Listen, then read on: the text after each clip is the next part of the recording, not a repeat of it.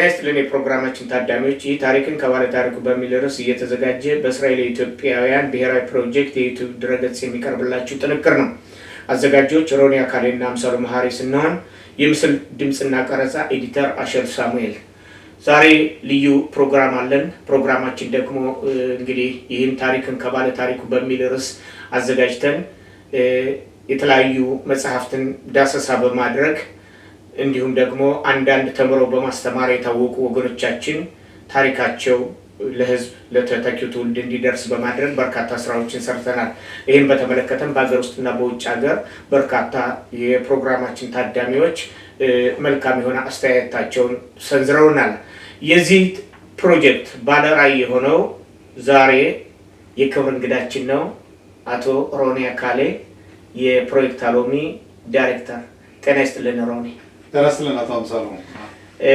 እንግዲህ ፕሮግራማችን ቀደም ሲል በመግቢያችን ላይ እንደተናገርኩት ወደ 8 ወራትን አስቆጥሯል። በርካታ መጽሐፍቶችን ዳሰሳ በማድረግ ያው እነኚህ መጽሐፎች ደግሞ በታላቁ ቤተ እስራኤል ታሪክ ዙሪያ የተዘገቡ ናቸው። ጸሐፊዎችንም ሆነ መጽሐፋቸውን ግምገማ እያደረግን ታሪካዊ ይዘቱን የታሪክ ፍሰቱን ሁሉ ተመልክተናል። እስቲ በአንተ እይታ እንዳንድ የፕሮጀክት ባለራዕይ ምን ይሰማሃል? እንዴት ትመለከተዋለህ? እንዴት ገመገምከው? አቶ አምሳሉ፣ አሁን መጀመሪያ ላይ እንዳልከው በተለይ ይሄን ፕሮግራም ከጀመርነ እንግዲህ ወደ 8 ወር ያስቆጠር ነው። በእነዚህ ወራቶች የተለያዩ ሰዎችን እንደጠራንና እነሱን ጋር የተለያየ በመጽሐፍም ዙሪያ እንዲሁም ከተለያዩ ሀሳብና መንደርደሪያዎች የተነሳን ውይይት አድርገን አቀርበን ነበር እና የዚህም ጉዳይ በሰሚው በኩል በአዳማጮች በኩል ስንሰማ ጥሩ አስተያየት እንዳለ በጣም እና ጥሩ አስተያየት ብቻ ሳይሆን ቀጥሉ፣ በርቱ፣ ጎበዞች፣ እስካሁን ድረስ የዚህ አይነት መድረክ አልነበረም። የዚህ አይነት መድረክ አሁን እናንተ ያመጣችሁት መድረክ በተለይ ታሪክን ለባለ ታሪኩ የሚለው ነገር ብዙ ስለሚያስተምር እና የምታመጧቸውና ከእናንተ ጋር በውይይት ደረጃ የምታቀርቧቸው ሰዎች የእውቀት ባለቤቶች በመሆናቸው በጣም እየተደሰትን እኛም እያዳመጥን ሀሳባችን እየለገስን ነው የሚል በተለያዩ ጊዜያትና በተለያዩ ግንኙነቶች ሰምቻለሁ። እና ይሄ የሚያሳየው ምንድነው? የኛ አሁን የስራ ውጤታችን እንግዲህ አዳማጮቻችን ናቸው ማለት ይቻላል። ስለዚህ አዳማጮቻችን ካሞገሱንና ለዚህ ነገር ደግሞ ጥሩ መሆኑን እንደገና እንድንቀጥል የተለያዩ ሰዎች እንድናመጣ ውይይቱን ሰፋ ባለ መንገድ እንድናደርግ ግፊት ስለሚያደርጉ በጣም እና በዚህ አጋጣሚ ላመሰግናቸው እወዳለሁ። እንግዲህ ይሄን ነገር አሁን አንተ እንደጠየቀኝ ይሄ እንዴት ታየዋለህ ያልከው፣ ይሄ ፕሮግራም በጣም አሰፊና አስተማሪ ፕሮግራም ነው። የኛ ህብረተሰብ በተለይ አብዛኛውን ጊዜ እንደዚህ አይነት ነገሮች ብዙ ጊዜ እንዲሁ አይቀርቡለትም ነበር። በአሁኑ ሰዓት ግን በእንደዚህ አይነት ሁኔታ ስናቀርብ የሚሰማኝ ደስታ በጣም ከፍተኛ ነው። ምክንያቱም እኛ የምናደርጋቸው ነገሮች አሁን የዛሬውን አይደለም የምንመለከተው፣ ለወደፊት የዛሬ 20 ዓመት 30 ዓመት ወይም 50 ዓመት ይሄን ፕሮግራም የሚመለከቱ የዚህ አይነት ቅርስ ባለመኖራችን ነው። አሁን የኢትዮጵያ ይሁዲዎች ታሪክ ምንድን ነው? የኢትዮጵያ ይሁዲዎች ታሪክ እንዴት አልተጻፈም፣ እንዴት አልተነገረም የሚለውን ነገር በእንደዚህ አይነት አስቀምጠውልን ቢሆን ኑሮ ዛሬ በምርመራም ቢሆን በጽህፈትም ቢሆን የምናቀርባቸው ነገሮች መሰረት ያላቸውና ማስተማር የሚችሉ የሆኑ ነበር ነገር። ስለዚህ አሁን የምናደርጋቸው ነገሮች በጣም ጥሩ ናቸው። በጣም አመሰግናለሁ። ትክክል ነህ። እንግዲህ ዋናው ነገር ምንድን ነው? የቤተ እስራኤል ማህበረሰብ ታሪክ የትውልድ ቅብብሎሽ መንፈሳዊም ሆነ ቁሳዊ ሀብቱ ከመሻሻል ይልቅ ትንሽ እየተበላሸ እየመጣ ነው። በዚህ ሰዓት ደግሞ ይሄ እንዲህ አይነቱን ነገር ደግሞ ማድረጋችንና እንደኔ አስተሳሰብ ማለት ነው ትልቅ አስተዋጽኦ ያበረክታል የሚል ግምት አለ። ምክንያቱም አሁን እንደምንመለከተው ከሆነ ለኛ እንግዲህ ክብርና ኩራት ማን ሰጠን? ዛሬ ላለንበት ደረጃ ማን ነው ለዚህ ያበቃን? እነኛን ሰዎች እየረሳን ታሪክ የማይገባቸውንና ፍጹም በማህበረሰብ ውስጥ አገልግሎት ያላደረጉ ሰዎችን አንዳንዶች አጉልተው በማሳየት ላይ ናቸው። ስለዚህ ከተለያዩ ቦታዎች እንደማዳምጠው ከሆነ ምንድነው ወይም አንዳንድ ሀሳቦች እንደሚሰጡን አንተ እንዳልከው በርካታ ሰዎች ታሪካቸው ተሸፍኗል። እነኚህን ታሪካቸው የተሸፈኑ አባቶች ህይወታቸው ከማለፋቸው በፊት አሁንም ወደዚህ ስቱዲዮ እያቀረብ በቤት ውስጥ የቀሩትን ደግሞ የመስክ ስራ እየሰራ ማለትም እንግዲህ ራሳችን ያሉበት ቦታ ድረስ በመሄድ ቃለ መጠይቅ እያደረግን ታሪክን ከባለ ታሪኩ ለተተኪው ትውልድ ማስተላለፍ እንደሚገባን ነው። ሌላው እንግዲህ ወደ ፕሮጀክት አሎሚ በአሁኑ ሰዓት እንግዲህ ይህን ትልቅ ስራ በመስራቱና በመሞከሩ በጣም ደስ ይላል። በውጭ ተመልካቾችም ዘንድ የሚያገኘው ድጋፍ የሞራል ድጋፍ ከፍተኛ ነው። አሁን እንግዲህ በሚቀጥለው እንግዲህ ከ2 እና ከ3 ቀን በኋላ ሰኔ ያልቃል። ሰኔ በዚህ በእኛ 31 ነው የሚሆነው። በኢትዮጵያ አሁን የክረምቱ ወራት የእረፍት የተማሪዎች የሚወጡበት ነው። በእኛ ደግሞ በዚህ በእስራኤል ደግሞ የበጋው ወራት 2 ወራት ማለት ነው። በዚህ አሁን እንግዲህ ፕሮጀክት አሎሚ በወጣቶች ላይ ከፍተኛ ትኩረት ያደርጋል። ያም ደግሞ በከፍተኛ የትምህርት ተቋማትና በሁለተኛ ደረጃ ትምህርት ቤት የሚማሩ ተማሪዎችን ከፍተኛ እርዳታና እገዛ በማድረግ ለውጤት በቅቷል። ከዚህ አኳያ አሁን በዚህ የእረፍት ጊዜ ፕሮጀክቱ ያለው እቅድና ፕሮግራም ምንድን ነው? አዎ አሁን እንዳልከው እንግዲህ የተማሪዎቻችን የእረፍት ጊዜ አሁን በበጋ ጊዜ ነው። እንግዲህ አሁን ኢትዮጵያ በበጋ ጊዜ ወደ ትምህርት ቤት ነበር። በክረምት ሰዓት ወደ እርሻ፣ ወደ አረሞ፣ ወደ ተለያዩ የግብርና ስራዎች ነበር ተሰባስበው የገጠር ልጆች። አዎ እንግዲህ በአሁኑ ሰዓት እስራኤል ሀገር የሙቀቱ ከፍተኛ በመሆኑ በዚች 2 ወር ትምህርት የለም፣ ትምህርት ተዘግተዋል። አሁን እንግዲህ አብዛኛዎቹ ወጣቶች በየከተማው ከቤተሰቦቻቸው ጋር ነው የዓመቱን እረፍት የሚያሳልፉት። ነገር ግን በእኛ በዚህ በፕሮጀክት አሎሚ አማካኝነት ትልቅ የሆነ ስራዎችን እየሰራን ነው የምንገኘው። ለምሳሌ አንደኛ በአሁኑ ሰዓት በአመቱ ውስጥ የተደረጉትን ነገሮች ግምገማ እናደርጋለን። ልጆችን በማሰባሰብ ለምሳሌ የተለያዩ ፕሮግራሞችን ስናካሄድ ነበር። አንዱ ፕሮግራም ለምሳሌ ወጣቶች የአመራር ኮሚቴ ወጣቶች በ8ኛ ክፍል እያሉ የአመራር ኮሚቴዎች ሆነው በእነሱ ደረጃ ካሉት ልጆች ጋር እንዲወዳደሩ የተለያዩ ትምህርቶችን በመስጠት ውድድሩ ምንድን ነው? በቀለም ትምህርት በስፖርት አይደለም። ለምን በአመራር ደረጃ ለምሳሌ ሊደርሺፕ እንለው የእኛ ልጆች በቀለማቸው ዝቅ አድርገው እንዳያዩ ከነሱ ከሌላው ያነሱ እንዳልሆኑ እንዲያውም ከሌላው የበለጡ ጎበዞች እና ለሀገሪቱ ከፍተኛ አስተዋጽኦ የሚያበረክቱ መሆናቸውን እንዲያውቁ በተለያዩ ፕሮግራሞች በማስተማር እነሱን ደግሞ ፉል ኮንፊደንስ ማለት የራሳቸው የግል ጥንካሬ እንዲኖራቸው በማስተማራችን አመቱን በሙሉ ስንጨርስ አሁን አጠቃላይ ስብሰባ እናደርጋለን። በዚህ ስብሰባ ላይ ደግሞ ጥሩ የሆኑ ጎበዝ የሆኑ ልጆችን የተለየ ሽልማት እንሰጣለን። ሰጥተናል ማለት አሁን ባለፈው ጊዜ ትልቅ ስብሰባ ነበር። መመዘኛችሁ ምን ነበር? ምን አደረገ? እንግዲህ ከዚህ ፕሮግራም ሲሳተፉ የተለያዩ ፕሮጀክቶችን ማካሄድ ይኖርባቸዋል።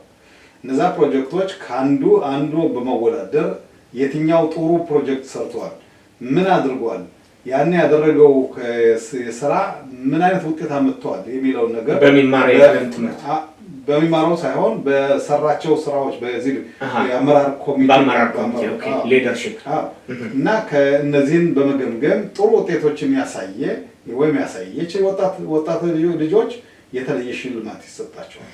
አሁን በዛ ሽልማት ብዙዎቹ ተገኝተው በሽልማት ተሳታፊ ነው ነበር። በሁለተኛ ደረጃ በዛን ሰዓት ያደረግነው ምናልባት እነኚህን ለሽልማት የበቁ ልጆችን ወደ ስቱዲዮ ብንጋብዛቸው ምን ትላለህ? ምናልባት እነዚህ አይነት ልጆች አንደኛ እንደዚህ አይነት ነገሮችን ለማስተላለፍ ብዙ ፍቃድ ይጠይቃል። ማለት የልጆች እድሜ ከ18 ዓመት በታች ለህጉ መሰረት ማለት ነው። ከ18 ዓመት ከሆኑ እንግዲህ የወላጆችን ጥያቄ መጠየቅ ያስፈልጋል። ወላጆች ፍቃድ መስጠት አለባቸው። ልጆች እንኳን በዚህ መጥተው መሳተፍ እየፈለጉ ወላጆች የማይፈቅዱ ሊሆን ይችላል እና የዚህ አይነት ነገር ስላለ በአሁኑ ጊዜ ለወደፊት እናደርገው እንችላለን። በሁለተኛ ደረጃ አሁን ግምገማ ያደረግንባቸው የውጤት እንትኖች አንዱ የእንግሊዝኛ ትምህርት ነው። እንግሊዝኛ እንደምታውቀው በአሁኑ ሰዓት በጣም አስፈላጊውና ከሌላው ዓለም ጋር የሚያገናኝህ በቴክኖሎጂም ቢሆን በተለያዩ የትምህርት አቋሞችን ብትሄድ እንግሊዝኛ በነገራችን ላይ እንግሊዝኛ እንግዲህ በዓለም ላይ 1.5 ቢሊዮን ህዝብ ነው የሚናገረው ቋንቋው። የትም ሀገር ብትሄድ በእንግሊዝኛ ተናግረህ የፈለከውን ሰርተህ መውጣት ትችላለህ። ስለዚህ የእንግሊዝኛን ትምህርት መማር የእንግሊዝኛን ቋንቋ ማወቅ በጣም አስፈላጊ በመሆኑ ይህን ግፊት በማድረግ ልጆቻችን በተለይ ከ7ኛ እስከ 12ኛ ክፍል የሚማሩ ልጆችን እንዲጠነክሩ እንዲበረቱ በቋንቋ መማር አይደለም። ቋንቋ አማርኛ መማር ትችላለህ፣ እንግሊዝኛ መማር፣ ፈረንሳይኛ መማር ትችላለህ።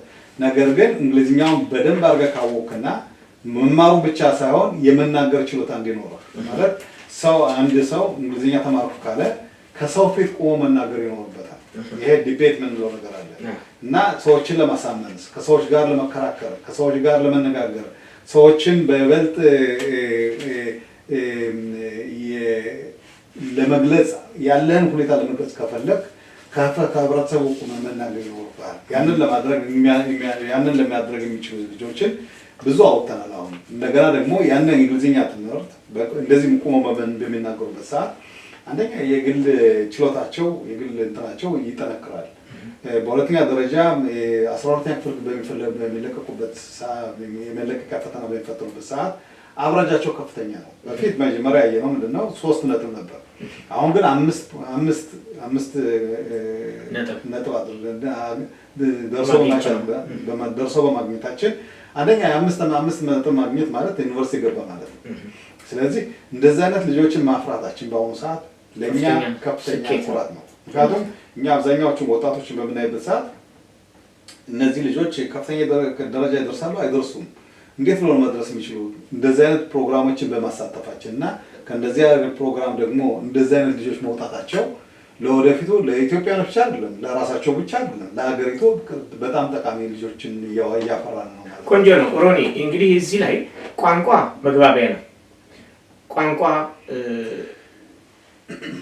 እንግዲህ የእንግሊዝኛ ቋንቋ ቀደም ሲል እንደተነጋገር ነው አንተም እንደምትለው ዓለም አቀፍ ቋንቋ ነው። እዚህ ላይ አንድ ጥያቄ አለኝ። እንግሊዝኛ በተጓዳኝ መልኩ ማለት ነው እንግሊዝኛ እየተማሩ በተጓዳኝ መልኩ የማህበረሰቡ የአፍ መፍቻ ቋንቋ የሆነውን አማርኛን፣ ትግርኛን የማስተማር እቅድና ፕሮግራም አላችሁ?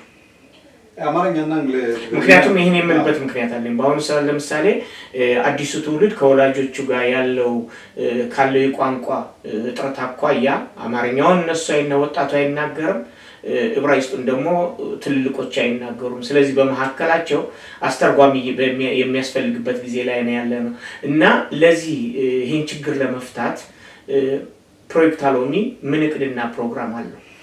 በጣም ጥሩ ጥያቄ ነው የጠየቅኝ። ምክንያቱም በአሁኑ ሰዓት ቀደም ብለን እንዳየነው በአብዛኛዎቹ ወጣቶች ልጆቻችን አማርኛን ለመናገር ወይም አማርኛን ለመማር ፍላጎት አልነበራቸውም።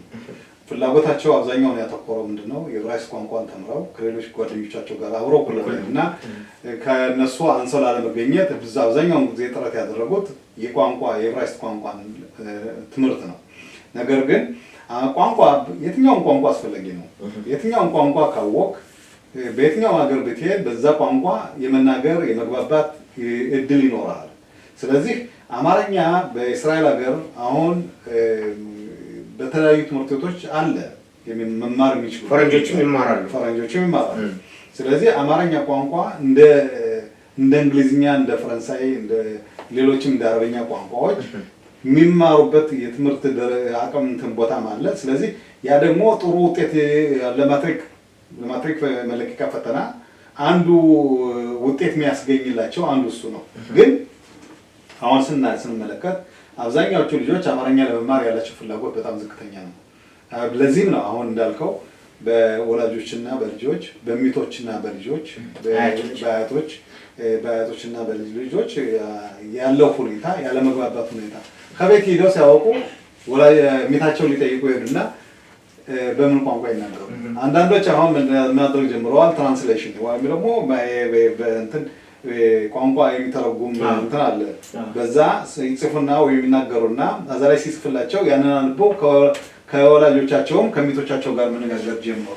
ስለዚህ ያን በስፋት እንዲጠነክር ወይም ደግሞ ይህ ቋንቋ አማርኛ ወይም ትግርኛ ትምህርት እንዲወስዱ ለማድረግ የብዙ ባለሙያዎች ግፊት ያስፈልጋል።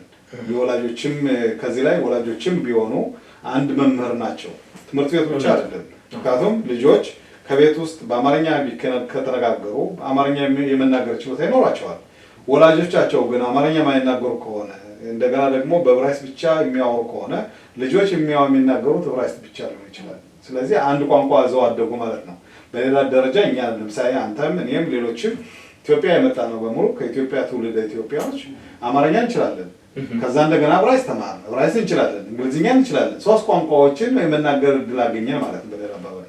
ኦኬ ሮኒ፣ እንግዲህ መልካም ነው። ያው እንግዲህ እንደምንመለከተው ከሆነ አብዛኛው እንግዲህ ፕሮጀክት አለሙኒ ትኩረትን የሚያደርገው በትምህርት ላይ ነው።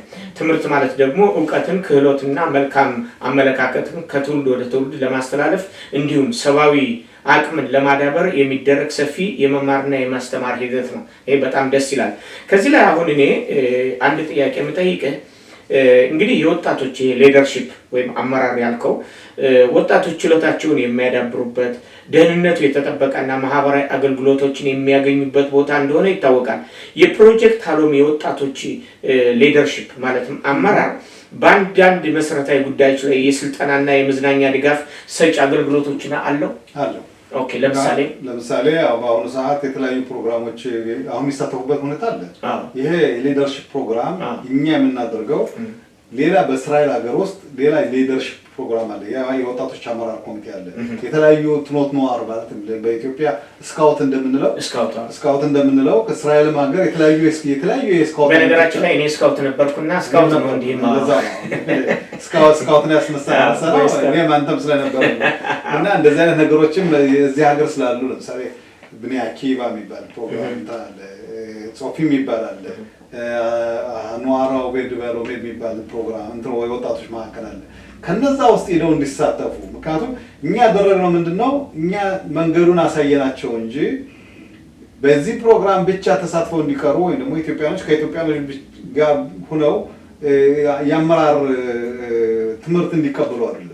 እነዚህ ኢትዮጵያኖች ኢትዮጵያ ወይም እዚህ ሀገር የተወለዱ ኢትዮጵያኖች ከሌላው ጋር እንዲቀላቀሉ ለማድረግ እና ከሌላው ጋር አመራሩን እንዲወስዱ ለምሳሌ እኛ የምንፈልገው ምንድነው በከተማ ከንቲባ ደረጃ የከንቲባ እንዲያውም ራሱ ርዕሰ ከንቲባ እንዲሆን በአገር አቀፍ ደረጃ የፓርላማ አባል እንዲሆን እንደገና ደግሞ የዚህ የማኒጉትን በተመለከተ ነው ማለት የአመራሩን በተመለከተ ሌሎች ፕሮግራሞችም አሉ።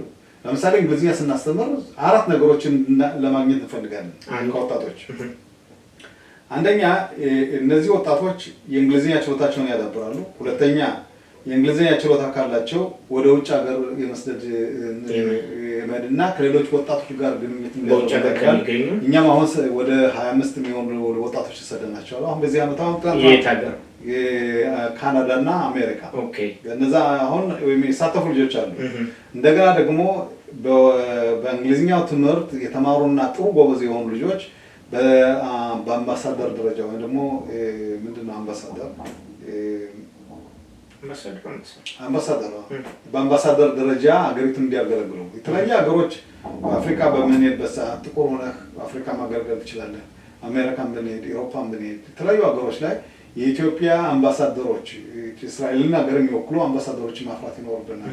ለዚህም ነው አሁን እንግሊዝኛ ችሎታቸው ካለ እውቀት ካላቸው ትምህርቱን ካሳደጉና ዩኒቨርሲቲ ከጨረሱ ከዛ እዛ ላይ የማይሳተፉበት ምንም ነገር የለም። ስለዚህ ለዛም አሁን ወጣቶችን ወደዛ የምናጠናክራቸው እንደዚህም ደግሞ ለዚህም ደረጃ የደረሱ ልጆች አሉ።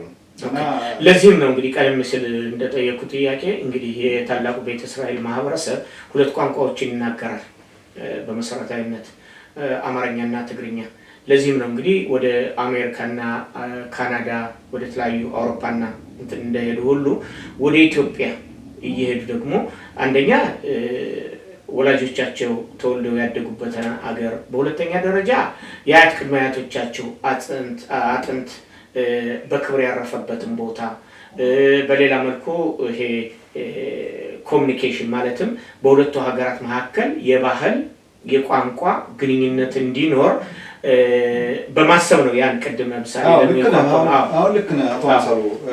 አንዱ ትልቁ ነገር ምንድነው እኛ ማየት የሚገባን ከየት ነው የመጣን፣ ወላጆቻችን የት ነበሩ፣ አካባቢ ምን ይመስላል።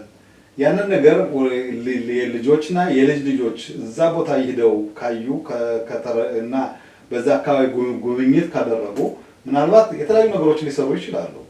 አሁን አንዱ ትልቁ ነገር ምንድነው እኛ ያሰብነው አሁን በተለይ በእስራኤል እና በኢትዮጵያ ባለው ሁኔታ እኛ ልጆችን አሁን የሰላም ማለት ሀገሪቱ በሰላም ሰላም ከሰፈነ ወደ ተለያዩ ቦታዎች የመሄድ እድል ከተገኘ ምናልባት በዛ ላይ ልጆችን ወደዛ ቦታ ሰደን ልናሳትፋቸው እንችላለን።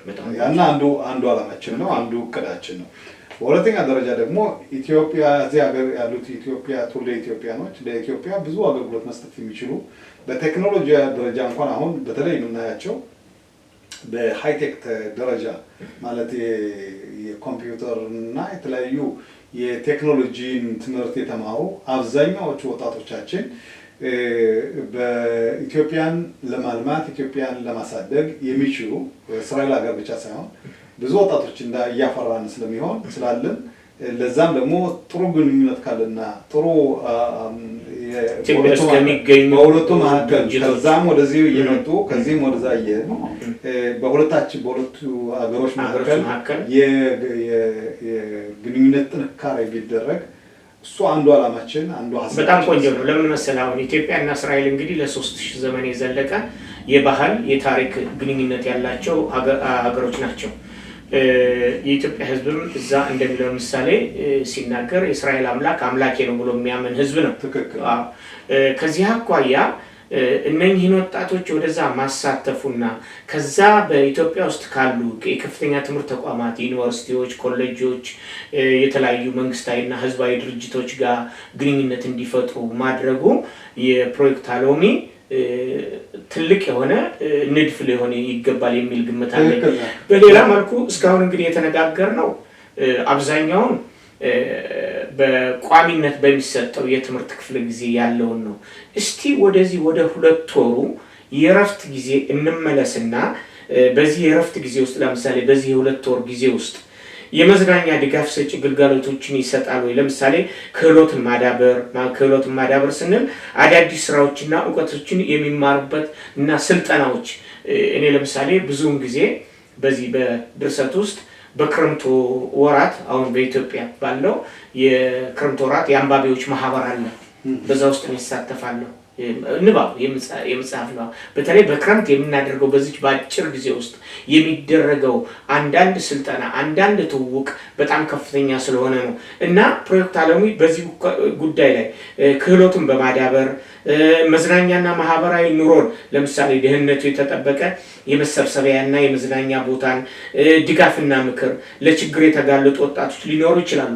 በቤት ውስጥ ለምሳሌ ከቤተሰብ ጋር ከአካባቢው ጋር የነኛን ችግር የመፍታት ሁኔታ እንደገና ደግሞ በእስራኤልና የኢትዮጵያ ብሔራዊ ፕሮጀክት የትምህርት እገዛ የሚያገኙ ወጣቶች ሚና ሁለንተናዊ ብልጽግናቸው ምንድን ነው ለታስባለህ? ከዚህ ላይ አሁን በአሁኑ ሰዓት በዛሬው ዕለት አንድ ልጆች ከቤት ሸመሽ የሚኖሩ ወጣቶች ምክንያቱም አሁን ወጣቶች ያን ነው የምንነጋገረው። ለምን ከጁኒየር ሃይ ስኩል ጀምሮ ከ8ኛ ክፍል ጀምሮ ነው እንግዲህ ከ7ኛ እስከ 12ኛ ለእነኚህ እንግዲህ ወጣት እንትን ላይ እየገቡ ነው። አሁን በዛሬው ዕለት አሁን የተለያዩ የባውሊንግ ፕሮግራም ባውሊንግ ለመጫወት ወጥተው አሁን በዛ ላይ የእረፍታቸውን በማዝናናት የተለያዩ የመጫወቻ ቦታዎች በመገኘት እንደገና ደግሞ በተለይ ደግሞ ይሄ ወደ መታጠቢያ አለ አይደል መዋኛ የተለያዩ የመዋኛ ቦታዎች ድረስ በመሄድ እየተሳተፉ ነው ያሉት እና ያን ደግሞ ምንድነው በበጋ በዚህ ፕሮግራም ባይሳተፉ ኖሮ ከዛ ቦታ የመሄድ ችሎታቸውና የዛ ቦታ የመገኘት እድላቸው በጣም የመነመነ ነበር። ምክንያቱም ገንዘብ ያስፈልጋል። ገንዘብ ከሌለ ከዛ ቦታ ማግኘት አትችልም። ስለዚህ ይሄ ፕሮግራም በፕሮጀክት ኦሮሚያ አማካኝነት የተለያዩ ወጣቶችን በተለያዩ ቦታዎች በመውሰድ አሁን የተለያዩ ነገሮችን እያሳየ ናቸው። ለምሳሌ ልጠቅስ የምፈልገው ልጆች ወደ ዩኒቨርሲቲ ስንል አሁን ኮሌጅ ዩኒቨርሲቲ ምናምን እንላለን፣ ግን ያ በቲዎሪ ደረጃ ስሙ ይጠቀስ እንጂ ቦታው ምን እንደሆነ እንዴት እንደሆነ ማን እንደሚማር ምን ቦታ እንዳለ ያንን ማወቁ ልጆች ብዙዎች ናቸው። ስለዚህ እኛ ወዛ ቦታ ልጆችን በመውሰድ ከዛ የሚማሩትን ልጆች ጋር በማገናኘት ሀሳባቸውን እንዲሰጡና እንዲጠይቁ በማድረግ እኔም ነገ ጠዋት ከዚህ ቦታ መጥቼ መማር እችላለሁ የሚል ሀሳብ እንዲኖራቸው ለማድረግ ከፍተኛ ግፊት እና ከፍተኛ ጥረት እያደረግን አሁን ልጆች በተለያዩ ቦታዎች በሃይፋም ብንሄድ፣ በበርሸባም ብንሄድ፣ እንደገና በኢየሩሳሌም ብንሄድ፣ እንደገና በቴል አቪቭ አካባቢ ብንሄድ የተለያዩ ፕሮግራሞች እየተሳተፉ ናቸው አሁን ያሉት። በጣም ቆንጆ ነው። ሮኒ እዚህ ላይ እንግዲህ ይሄ እስካሁን ድረስ የምነጋገረው በወጣቶች ወይም በልጆች ላይ ያለውን እንቅስቃሴ ነው። በልጆችና በወላጆች መካከል ያለውን ግንኙነት እንዴት ትመለከቱታላችሁ? ለምሳሌ ምን ልል ፈልጌ ነው፣ አሁን በዚህ በጋው የሁለት ወር የረፍት ጊዜ ከወላጆች ጋር መልካም ግንኙነት ካለው ፕሮጀክት አሎሚ የተለያዩ በዚህ የረፍት ጊዜ ለምሳሌ ያህል የስልክን አጠቃቀም በታብሌት፣ በላፕቶፕ፣ በቴሌቪዥን ያለውን አንዳንድ ወጣቶች ትኩረታቸው ተስቦ በዛ ላይ ነው የሚያሳልፉት። ያን ሊያደርጉ የሚችሉ ያን ሲያደርጉ በቅርብ ርቀት ሊቆጣጠሯቸው የሚችሉ ወላጆች ናቸው። እንዲህ አይነቱን መመሪያስ ለወላጆቹ ትሰጣላችሁ ወይ? እንዴት መጠቀም እኛ ከወላጆች ጋር ግንኙነት አለን። አንድ በተለይ አሁን እንኳን ሌላ ቦታ ሳንሄድ እዚህ ቦታ እዚህ ላይ እንትን ማየት ትችላለን። ኦኬ ይሄ ቲዩድ ዶክመንቴሽን ኦኬ ይሄ ፕሮግራም በዳርካ ለኤረጽ እስራኤል ኦኬ ይሄ አሁን እዚህ ቁጭ እዚህ ስትመለከት ምን ትመለከታለህ? አባት ወይም ደግሞ አዛውንቱ ልጆቻቸውን ያው ታሪክን እያስተማሩ ነው። ልክ እንደዛ ነው። አሁን እኛም ይሄ የምናደርገው ምንድን ነው? የዚህ ፕሮግራም ይሄ አሁን ለምሳሌ የልጆች ፕሮግራም ነው።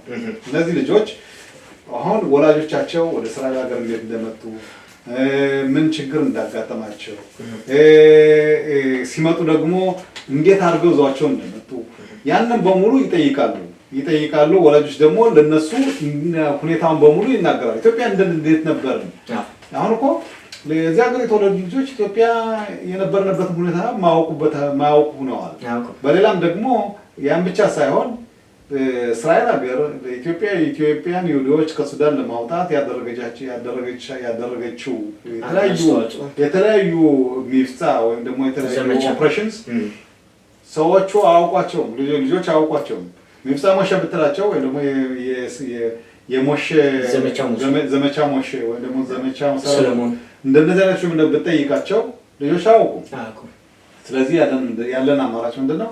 ያን ነገር እንዲያውቁ አማርኛ ብቻ ሳይሆን ታሪካቸውንም እንዳይረሱ ታሪካቸውንም እንዲያውቁ እንዴት ነው ወላጆቻቸውን እዚህ ሀገር እንደደረሱ ያንን ደግሞ ወደዚህ ሀገር ለመድረስ ደግሞ የገጠማቸው ችግርና ምን አይነት ጽዮናዊነትን መስዋዕት ከፍለው በዚህ ሀገር እንደደረሱ ያንን ሁሉ የሚማሩበት የሚያውቁበት የሚጠይቁበት ሰዓት ነው። አሁን በትምህርቱ ደረጃ በሬጉላር ትምህርቱ ላይ ያው ልጆች እንግሊዝኛ፣ ሂሳብ፣ ቢዮሎጂያ፣ ፊዚካ፣ ቋንቋ የተለያዩ ነገሮች ይማራሉ። ነገር ግን በእረፍት ሰዓታቸው ደግሞ የማያውቁትን እንዲያውቁ ማለት በተለይ አንዳንዶች ኳስ የሚጫወቱ ይኖራሉ። ሌሎቹ ደግሞ ሙዚቃ የሚስባቸው ሊኖር ይችላል። የሙዚቃ መሳሪያዎችን ለመማር የሚፈልጉ ይኖራሉ። ሌሎቹም ደግሞ የባሌት ሴቶችን በተመለከተ የተለያዩ ፕሮግራሞች እንዳሉና በዛ ላይ መሳተፍ ችሎታ እንዳላቸው ምንም ነገር የሚባግራቸው ነገር እንደሌለ ያን የራስ ፍላጎት እስካለ ድረስ ምንድነው የሚባል አንዳንድ ሰዎች ሰማይ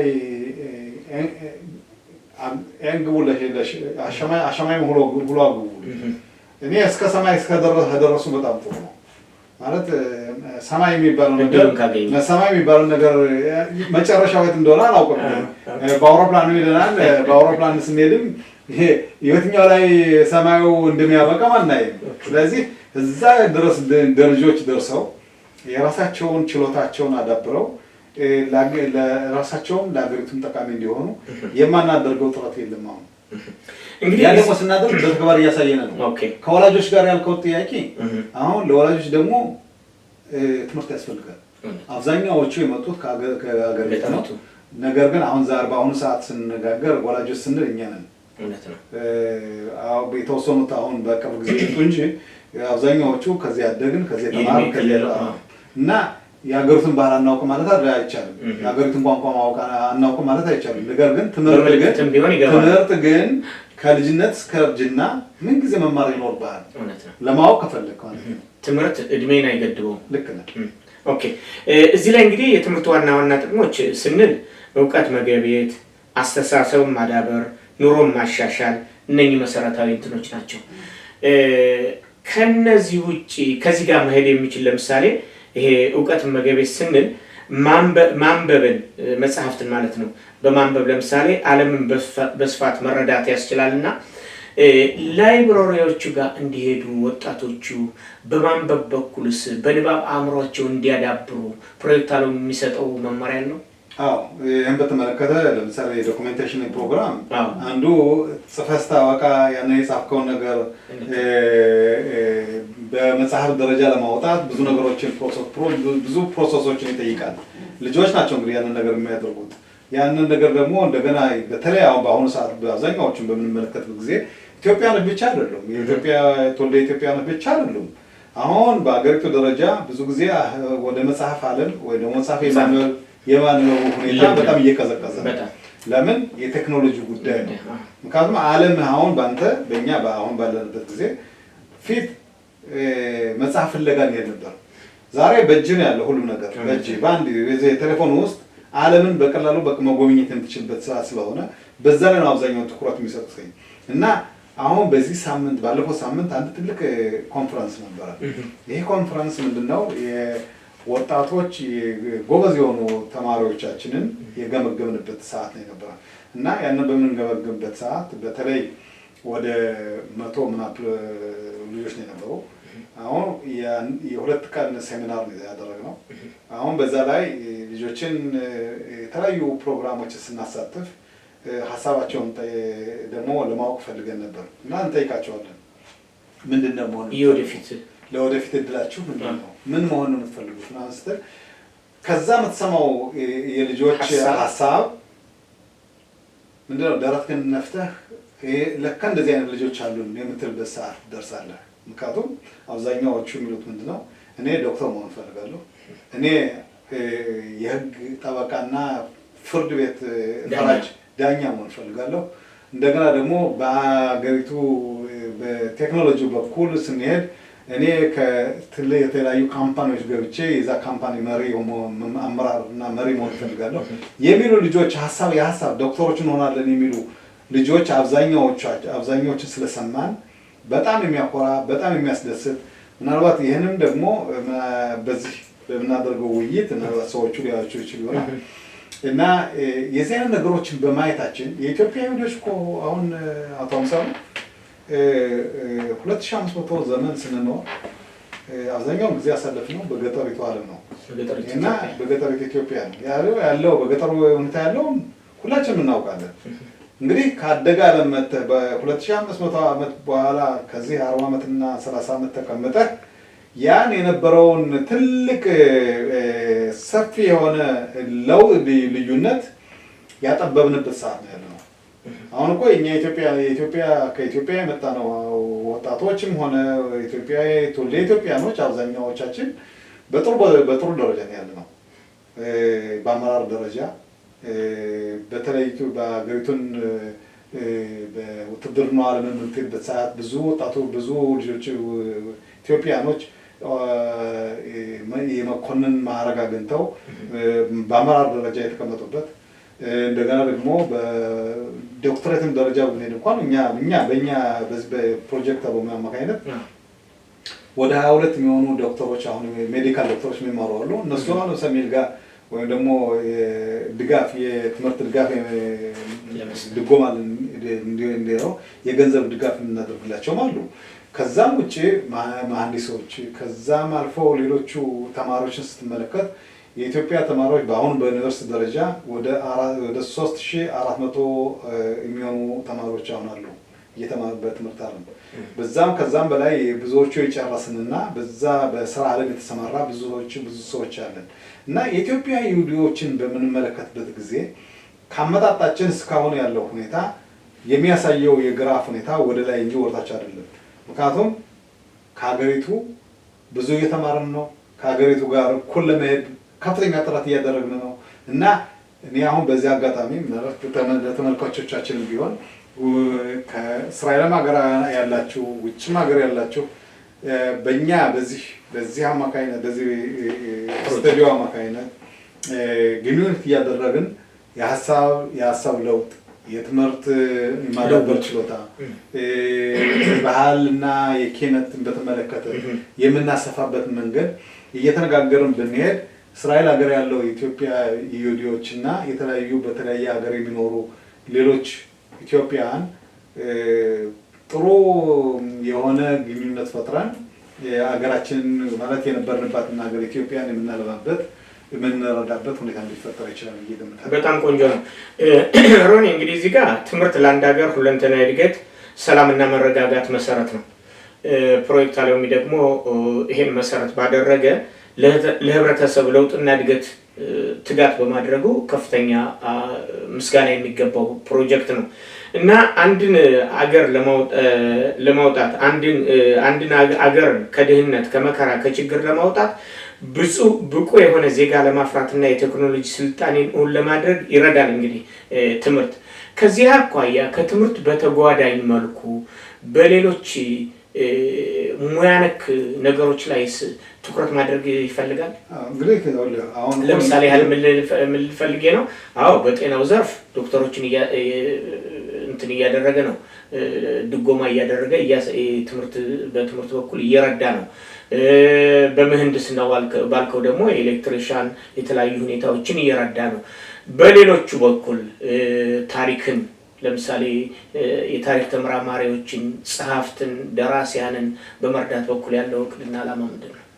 በነዛ በኩል የፕሮጀክት አሎሚ ፕሮግራም የተወሰነ ፕሮግራም ነው። ጠቅላላውን ፕሮግራም ነው። ለምን? ምክንያቱም የተለያዩ ባጀቶች ያስፈልጋሉ።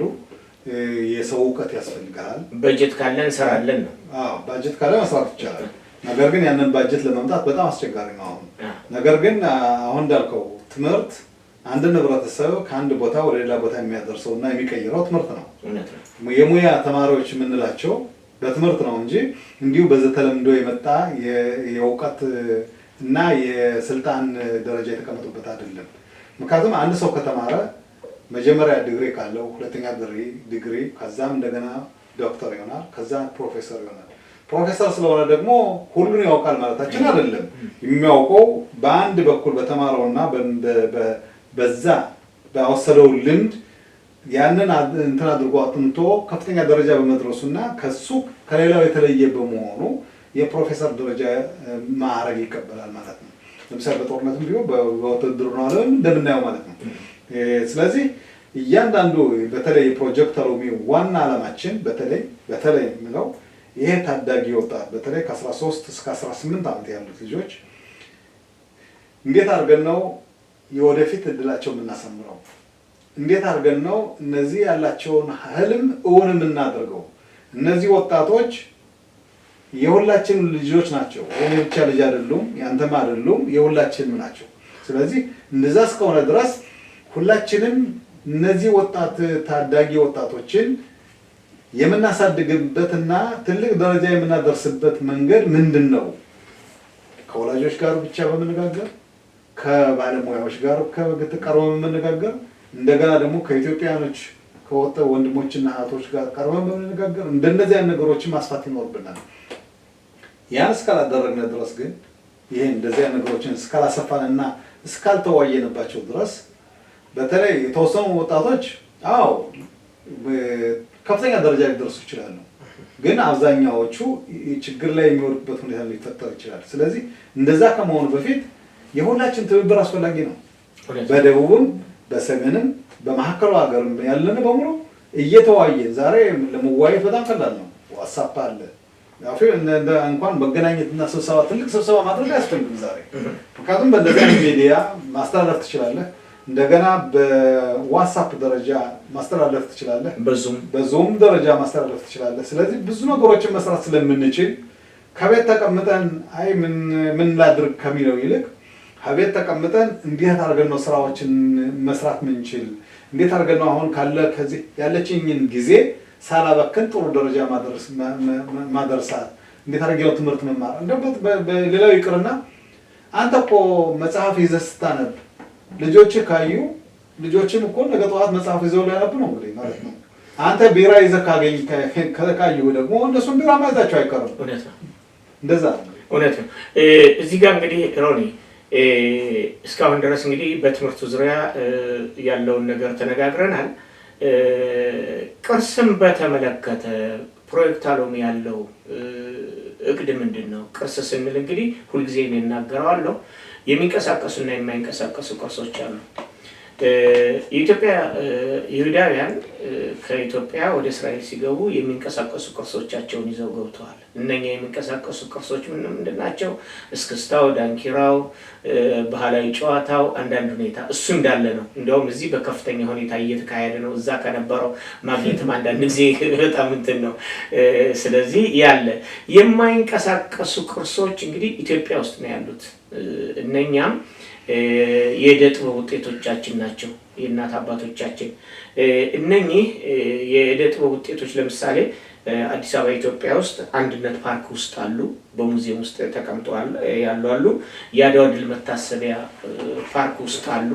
ምናልባት እንግዲህ እነኚህን የማይንቀሳቀሱ ቅርሶችን ለማየት እና የአባቶቻቸውን የእናትና አባቶቻችን የፈጠራ ውጤቶች ለማየት ለመመልከት በእጃችን የሉም። እዚህ ለመመልከት ፕሮጀክት አሎሚ ወጣቶቹን እንደዚህ በበጋው የእረፍት ጊዜ በጉብኝት መልክ የመላክ እቅድና ዓላማ ነው። እዚህ ላይ ጉብኝት በተለይ አሁን አንድ ይሆነ ረካና ነኝ። አሁን ከዛ ለምሳሌ እንዴት መሰለ ወደ ገጠሪቱ ኢትዮጵያ ያለው ሰላምና ሁኔታ በሀገሪቱ ውስጥ ትንሽ የተስተካከለ ስላልሆነ ማድረግ የሚቻለው ምንድነው የሁለት ቀን የሶስት ቀን እቅድና ፕሮግራም ይዞ ቀደም ሲል እንዳልከው ለምሳሌ በኢትዮጵያ ውስጥ ካሉ መንግስታዊና ህዝባዊ ድርጅቶች ጋር ኮሚኒኬሽን ማለትም ግንኙነት በመፍጠር ፕሮጀክት አሎሚ በመፍጠር አስጎብኚዎች እዛ እንዲዘጋጁ በማድረግ ያም ጉብኝት ማድረግ የሚቻልበት ከዚህም በእስራኤል የኢትዮጵያ ኤምባሲ ጽህፈት ቤት አለ ከሱ ጋርም ግንኙነት በማድረግ እንደዚህ አይነት ነገሮች ምን ታስባለህ? አዎ ቅድም እንኳን አንዱ ከተከስኳቸው ሀሳቦች አንዱ እሱ ነው። ምክንያቱም እንደ ምሳሌ አድርገን ልውሰድና አሁን አንድ የሆነ ፕሮግራም አለ ለማንቀሳቀስ የምንፈልገው በጣም እስካሁን ድረስ አልተጠናከረም፣ ግን ጀምረነዋል። ያ የተጀመረው ፕሮግራም ደግሞ ምንድነው ፕሮጀክት አሎሚ ብቻ ሳይሆን እንዲሁ ሌሎችም ደጋፊዎችና መሪዎች በመሆን በማህበረሰቡ ስም የተዋቀሩ እነሱም መሪዎች በመሆን ከነሱ ጋር በመተባበር ነው እና ባህር ዳር ውስጥ አንድ የሆነ እንደ ሙዚየም ማዕከል ይቆማል። በእኛ በወንድማችን አዳነ ስብሐት አሁን ያን ቦታ ምንም በሱ ስም ይወከል እንጂ ምናልባት ቦታው ለእንደዚህ አሁን ካልከላልካቸው ነገሮች በጣም መሰረት የሆኑ ነገሮች ለመስራት የሚቻልበት ምክንያቱም የባህር ዳር ዩኒቨርሲቲ እና የኢትዮጵያ ከዚያ ያለ ነው። ወደ ባህር ዳር በምንሄድበት ሰዓት ከዛ ቦታ ተገንተን ሀሳብ ለሀሳብ የምንለዋወጥበት እውቀትን የምናዳብርበት የተለያዩ የኢትዮጵያ ቅርሳ ቅርሶችን ከዛ አካባቢ ያሉትን በዛ በማሰባሰብና በጉብኝት ደረጃ እንኳን ሰፋ ባለ መንገድ እንዲታይ ለማድረግ በተለይ አንድ ጥረት የምናደርገው ምንድነው የከተማዎች የህታማች ከተማዎች አሉ። የህታማች ከተማዎች በተለይ የአሽዶድ ከተማ አሪምቱ ምን የአሽዶድ ከተማና የባህር ዳር ከተማው የራምሌና የመቀሌ በተለይ እኛ ተቆርንበት ምንድነው ባህር ዳርንና አሽዶድ ከተማ እንደምታውቁት ትልቅ ከተማ ነው። በተለይ ደግሞ ትልቅ ፋክተሪዎች ያሉበት ቦታ ነው እና ብዙ ደግሞ ባለ ሀብትን ያሉበት ቦታ ነው እና እነሱ ከነዛ ቦታ በማስፋፋትና በመነጋገር ምናልባት ይሄን ቦታ ብናሰፋው ይሄን ቦታ እንደ ፕሮጀክቱ ሰፋቢ እንደ አንድ ቦታ መገናኛ ቦታ ቢሆን ከዛ ብዙ ትምህርቶችን መውሰድ ይቻላል። ከዛ ብዙ ማስተማር ይቻላል። ከዛ የልምድ ልውውጥ ማድረግ ይቻላል። ከዚህ ሀገር ወደ ኢትዮጵያ በሚሄደው በሙሉ ባህር ዳርን ሳይነካ አይመጣም። ስለዚህ ባህር ዳር በሚደርስበት ሰዓት ምናልባት ከዛ ቦታ ደርሶ ጎብኝቶ እንደገና ደግሞ ጎብኝቶ ብቻ ሳይሆን የነበረውን አንተ ያልካቸውን የማይንቀሳቀሱ ቅርሶችን በተለይ በቪዲዮ ደረጃ የሚታዩበት ሁኔታ ከዛ ደግሞ ቪዲዮን ካየ በኋላ እዛ ቦታው ድረስ በመሄድ የመጎብኘት ላሊበላ እድል እንዲኖረው ያንን ደግሞ ያንን የሚሆነው አሁን ቅድም እንዳልኩትኝ የሀገሪቱ ሰላም ከሆነ እንደዚህ አይነት ነገሮች በጣም ሊስፋፉ ይችላሉ። እንደዚህ አይነት ነገሮች ከፍተኛ ደረጃ የሚደርሱበት ሁኔታ ይኖራል። ስለዚህ እኛ የኢትዮጵያ ይሁዲዎች ለአፍሪካ ድልድይ ነን ማለት ይቻላል። አሁን ብዙ ጊዜ አሜሪካ ሄዳለሁ፣ ከብዙ ባለስልጣኖች ጋር እንገናኛለን። ምንድን ነው የሚሉን መሰለህ? እናንተ እስራኤል ያላችሁ ኢትዮጵያኖች ለአፍሪካ በተለይ ለኢትዮጵያ ብቻ ሳይሆን ለአፍሪካ ድልድዮች ናቸው። ስለዚህ ከእናንተ እንደዚህ አይነት ጠንካራ ሰዎች ከወጡ የተማሩና ያደጉ በእውቀት የበሰሉ ሰዎች ካሉ ምናልባት የአፍሪካም እድል በዛ ላይ ከፍተኛ ሊሆን ይችላል የሚል አባባል ሰምቻለሁ። ስለዚህ ያንን የማድረግ እንትናችን ይኖራል። ስለዚህ ነው ወጣት ተማሪዎቻችን አሁን በአሁኑ ሰዓት ትኩረት የምናደርግበትና ትኩረት የሰጠነው እነዚህ ወጣቶች እድገት ካገኙ ከተማሩ የሙያ ባለሙያዎች ከሆኑ አንድ ባለፈው ጊዜ አንተም እንደሰማው ለምሳሌ ከዚህ ሀገር ፕሮፌሰሮች እና ዶክተሮች ወደ ጎንደር በመሄድ የተለያዩ የኦፕሬሽን እርዳታ እንዳደረጉ እናውቃለን። ስለዚህ ይህን ማጠናከር የሚቻልበት ሁኔታ አለ። የኞችም አሉ እዚህ አሁን ነርሶችም ወይም ደግሞ ነርሶች ጤና ረዳቶች ዶክተሮች እንደዚህ ቴክኒክ ባለሙያዎች እነዚህም ቢሆኑ ከኢትዮጵያ ካሉ ዶክተሮች ጋር በመገናኘት በዛ በኢትዮጵያ ውስጥ ብዙዎቹ የሕክምና እርዳታ የሚፈልጉ ብዙዎች አሉ። በዚህ ሀገር በምታዩበት ሰዓት አንተ ዛሬ አንድ ነገር ካመመህ በዛውን ቀን እዛው ሆስፒታል ገብተህ ወይም ደግሞ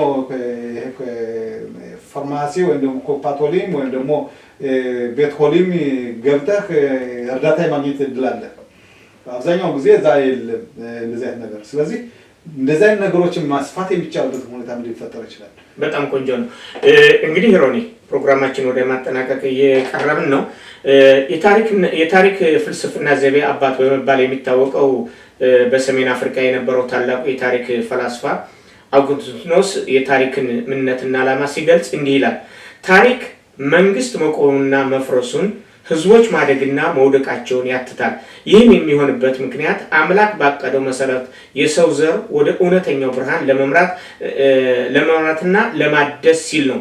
ኢትዮጵያዊ ምሁር ፕሮፌሰር መስፍን ወልደማርያም ደግሞ ይህንኑ መሰረት አድርገው ምን ያሉ የታሪክን ምንነትና ዓላማ ከአውጉስቲኖስ ሐሳብ ጋር በማያያዝ ታሪክ ለአንድም ሴኮንድ የማያቋርጥ የኑሮና ያኗኗር ጅረት ነው።